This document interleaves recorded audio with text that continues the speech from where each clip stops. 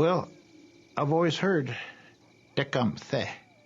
Tecumseh means, in our culture and our belief, at nights when we see a fallen star, it means that this panther is jumping from one mountain to another.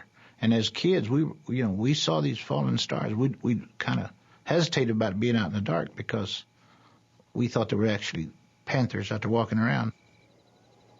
So that's what his name meant, Tecumseh.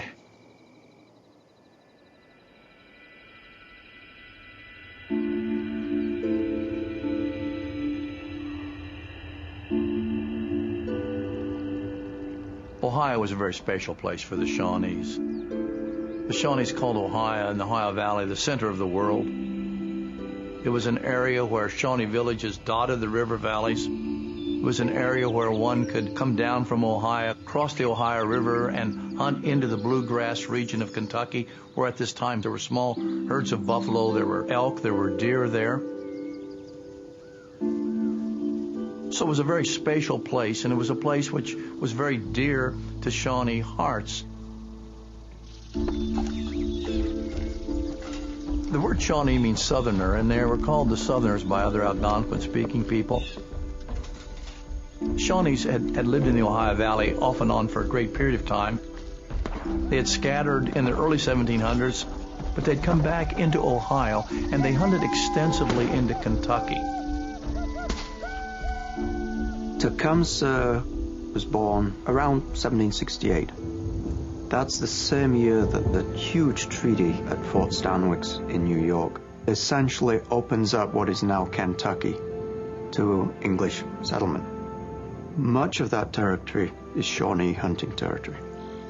So right at the time of Tecumseh's birth, it's clear that issues of land and English or American access to this land are going to be vital factors in shaping his life. Tecumseh and his younger brother grew up in the midst of the American Revolution. And it was an exciting time, I'm sure, for a young Shawnee man to come to manhood, but it was also a time of danger and a time of a certain amount of turmoil. It was a time when Shawnee warriors went south across the river to strike at the frontier forts in Kentucky, and it was a time when the Shawnee villages north of the Ohio were attacked periodically by expeditions of Kentuckians into the region. Named for the Kispakotha war clan into which he was born, whose spiritual patron was a celestial panther leaping across the heavens, he showed promise from the start, quick to learn, graceful and athletic, and touched with a striking natural charisma. There was a certain something in his countenance and manner, a childhood friend recalled, that always commanded respect and made those about him love him.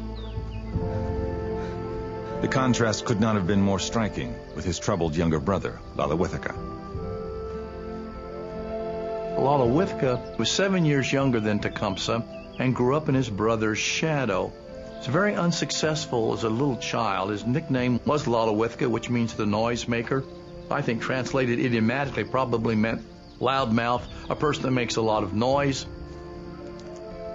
As a child of about 10 or 12 years old, he shoots his own eye out while fooling around with a bow and arrow, and just is not a very happy young child.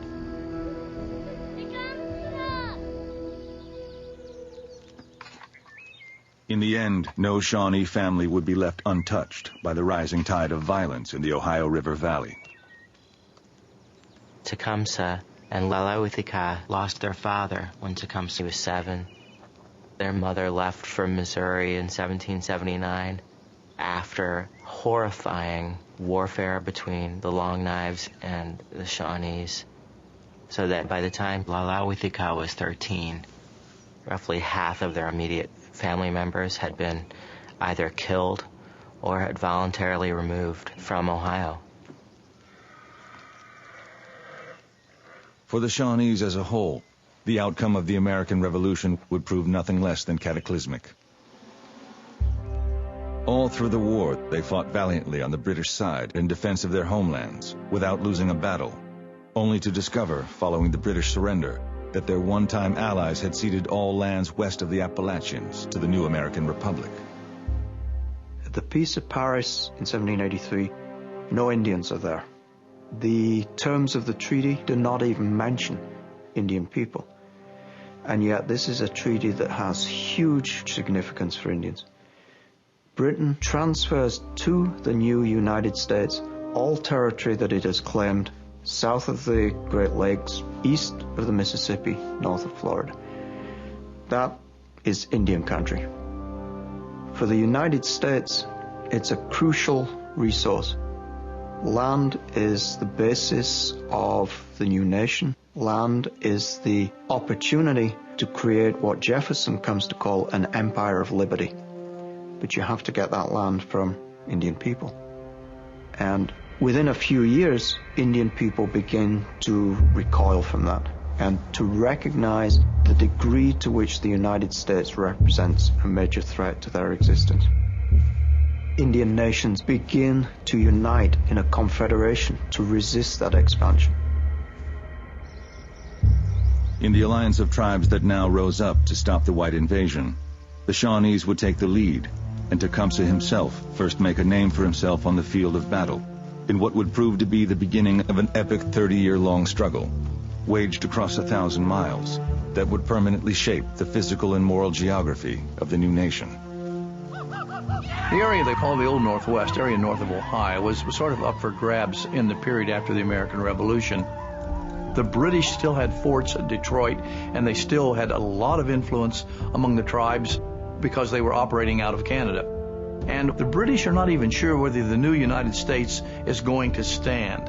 And they feel that if the United States goes under, they want to be able to move back into this region in force.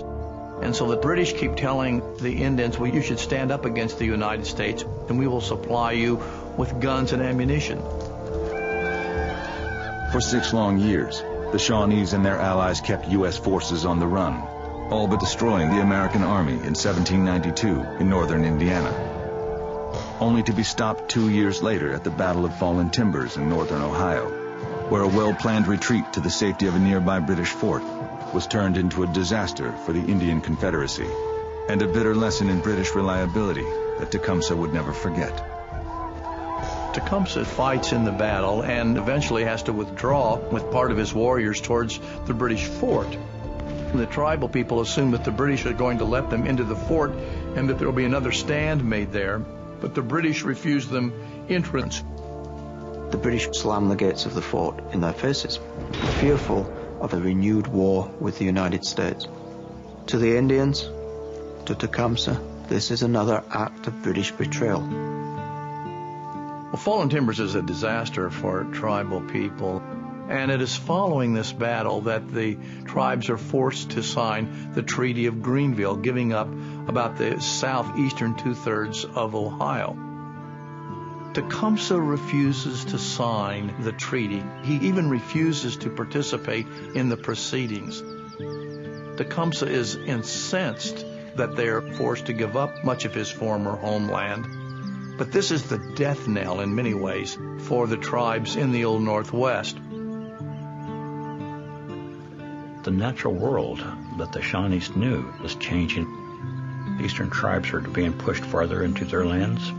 There are observations of deer being less, bear being less, the receding of wild game. And so Tecumseh has to construct some type of plan, and it has to be a large plan, in order to confront this huge westward expansion that begins to pulsate into different areas, into the Great Lakes area and into the southeast parts of the United States. But how do you stop this huge westward expansion?